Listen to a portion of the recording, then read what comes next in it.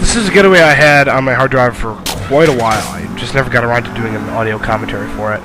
So, it's weird how that happens. I have so many videos on my Fraps video phone. I've got at least 200 clips. No, not all of them are full-length movies. I mean, my hard drive would not be able to fit them all.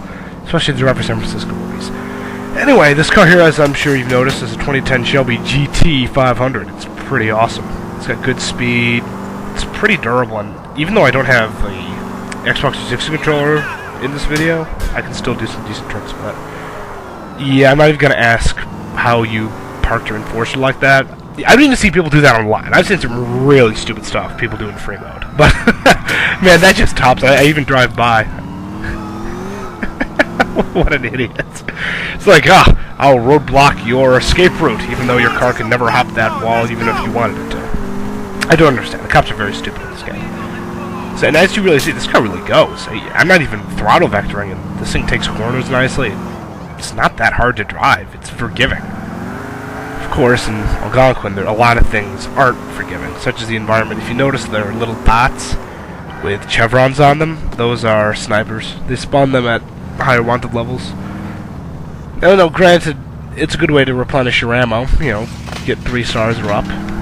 Go up to the rooftops of the chopper, get all your sniper rifle ammo back for free. But it's not good when you're to get away, because you can be on just the verge of getting away, and then you drive past an area that's protected by snipers, and there you go, one level's right back on you again. So it can get very annoying. But, you know, sticking to the alleyways is a good way to begin. It's also easier to head north or south versus north. Actually, I'm not very good at the directions. You don't want to head towards areas with snipers. You want to go around them, not through them.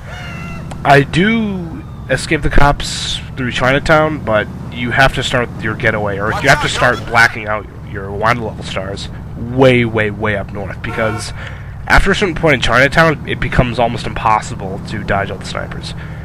And here I didn't have enough speed to smash a gate, which is really stupid. I hit it again, and I reversed thinking, oh my god, if I get busted here.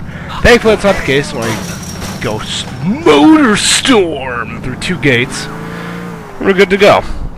Surprised I didn't get more damage to their front end. I mean, this thing doesn't have steel bumpers or any of that stuff. Oh boy. Yeah, that's one problem with Algonquin. If you take too long trying to smash a barrier, you're gonna get cornered. So I decided I'll just book it down this street. Might be able to dodge the chopper. Fire truck almost hits me. But see, that's what's fun about some of the mods you can install. There's one, the LCP, ELS, not LCP DFR. The ELS mod, for some reason, that has a random emergency vehicles driving around the city. This is good because you can use it as another form of traffic. You can use that against the cops. The only problem is it also randomly spawns cop cars. So, it actually, I do like it because it adds another level of challenge. It adds an uncertainty that you must counter. Fortunately, I do know of a few routes that are reverse spawn proof. For those who play Call of Duty, you'll understand what that means. So this thing hasn't taken more damage. I mean, you notice the cop AI is very inconsistent. Sometimes they'll pump you and your car full of lead, even as you just zip by them. Other times, like in this case, I'm around them for a good part of this video, and they have barely opened fire. It's also probably because the FIB haven't come. Those guys are notorious. That is the last thing you want to see on your tail, because they have 3 aimbotting SMGers. I mean, it doesn't get much worse than that. You thought 1 SMG from a car was a pain? Oh, you have not experienced pain yet.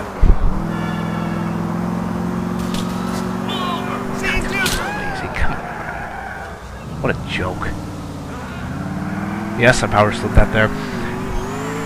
It's also cool how the Sabre GT engine sound isn't 100% perfect for the Shelby, but it's accurate because that's the whining of the turbocharger. It's not a supercharger, obviously, but it sounds close enough, and the exhaust sounds awesome.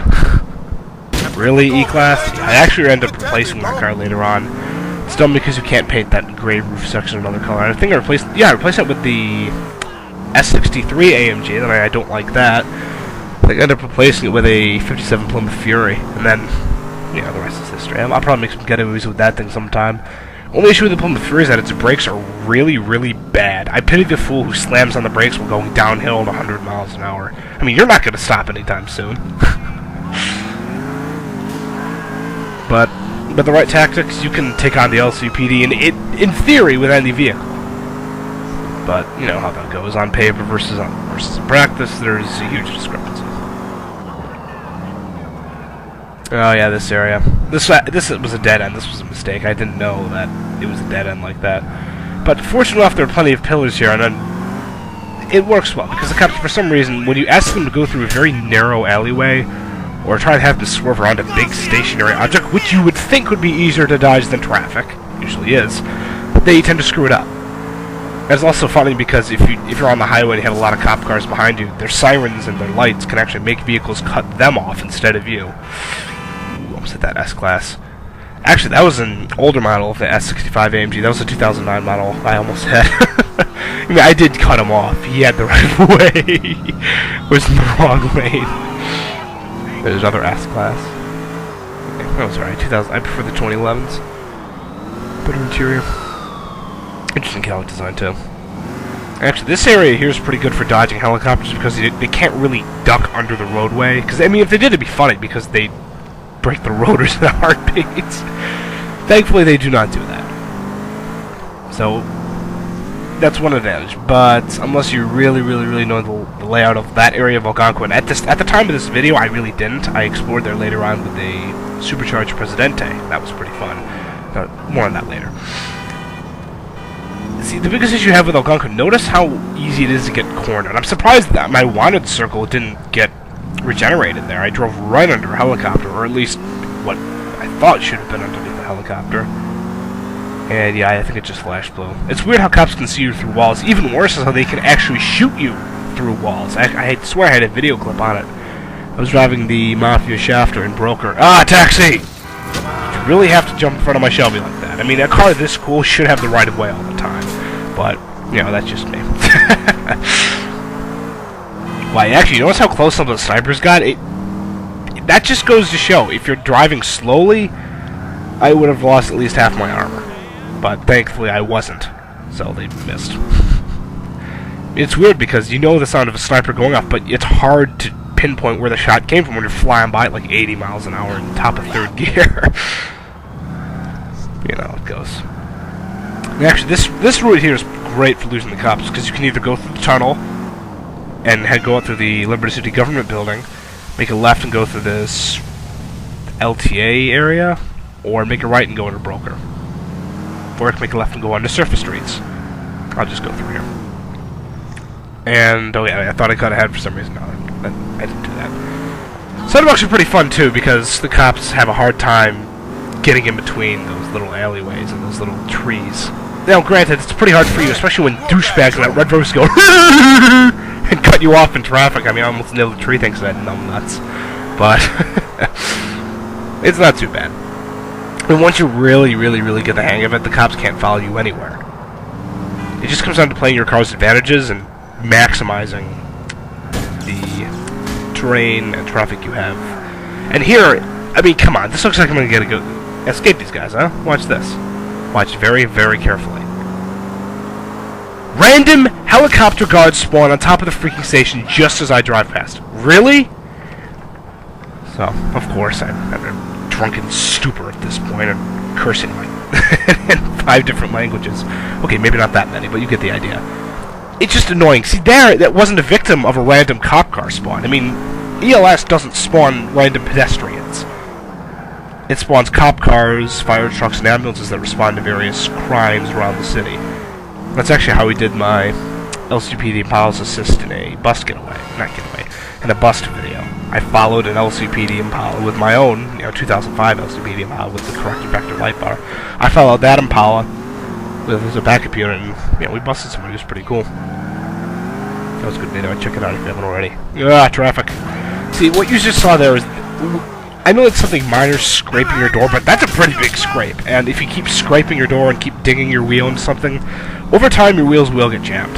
And that's why it's important, if you're going to do getaways and do them seriously, you want to get yourself a controller with pressure-sensitive analog sticks, or pressure-sensitive triggers. I just prefer triggers because I've used them for longer, but I was pretty good at driving on Midnight Club 3 with the pressure-sensitive analog sticks. That was so much fun. That was 70 Chevelle SS454. That was an orgasmic car.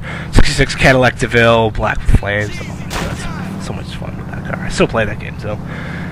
That's one thing that GTA I don't think it'll ever match. I mean, in terms of single-player gameplay, I can't see myself getting more than 100 hours out of this. Because, you know, getaways are a lot of fun, but the drivers are so stupid. And they're dicks, too. They go, aimbot, aimbot, aimbot, aimbot, aimbot, aimbot, whenever they have a problem. They can't rely on the driving. And you can't rely on them to play fair. I mean, you notice in this getaway, I don't fire a single shot. They're also dicks with helicopters. They have infinite respawn. So I'm just playing with a cinematic camera, passing time. And it would seem that the chopper cannot see me, but they use combined arms tactics and use ground units with air support. It's pretty much impossible. You can't just wait out 6 stars. I mean, eventually you do have to put the pedal to the metal and do something. Smash, smash. You just can't be too careful. And here, what goes wrong here? Do I do anything here? I'm trying to remember. It's been so long since I did this getaway. Ugh. What? Did you lose that guy? Yeah, he must have hit a planter. Those things are really fun too, especially when you get someone in a Hummer trying to chase you. You're like, ha! I have ground clearance! And then, you know, you stop right in front of the planter, go, Rrr! And they either fly over you, or they smash into the planter and put their truck onto white smoke. That's if they're going really fast. I mean, you can't usually do that in one go. This alcove here is awesome. Usually it protects you from the helicopters, and if the helicopters don't have a lead to go on, or they don't really have an area to search from, you should be good to go. Yeah, you're familiar with this route. I'm sure some of you guys have done it. It's like 4 sections of alleyways, one after another. It's perfect. Now, obviously, you don't just want to go through that at like 90 miles an hour, because look at how sharp some of these turns are. I mean, they look so really easy because I'm only in first gear and I'm barely touching the throttle. But, you know. And if you can go through those at top speed, then, wow, that's incredible. I mean, if you can go through those, even just at any speed. Because the cops, if you go through an alleyway, the cops momentarily, or at least this is what I've noticed, they have a harder time getting back on your trail. You know, like how a dog follows you on the trail, it's like that. And what you're going to begin to see, just as I lose the cops, I do lose the cops at this point, don't worry, but you'll see more dots appearing on the map. See, on the right, it just appeared, and then some more, that's a roadblock. If I were to keep going past this point, I would have more snipers, and I could not make that right-hand turn, and I wouldn't make the left one at this light either. So, I'll just set up shop right here, and thank God I lost those freaking helicopters. I hate those things. They're cheap. Infinite ammo, infinite respawn.